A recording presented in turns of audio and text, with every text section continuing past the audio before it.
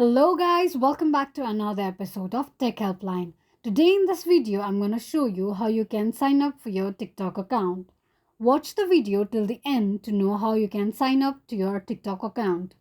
Before moving on, if you are new to our channel, subscribe and hit the notification bell icon so that you'll be notified for any of our new uploads. Now, let's get into the video. Firstly, open your TikTok application and click on the profile at the bottom right corner of the screen.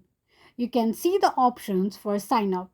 You can sign up for TikTok by using your phone number, email, Facebook, Google, or with Twitter. Here, I'm going to choose phone number or email option. On the next page, enter your email address and click on next. Create your password for TikTok account. Remember that your password must have at least 8 characters, a letter and a number with special character in it. After creating a password for your account, click on Next. Enter your date of birth and tap on Next.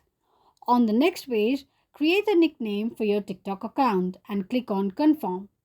Allow TikTok to access your accounts if you want, and this is how you can sign up for your TikTok account easily in few steps. If you have any thoughts or queries, let us know in the comment section. Thank you so much for watching.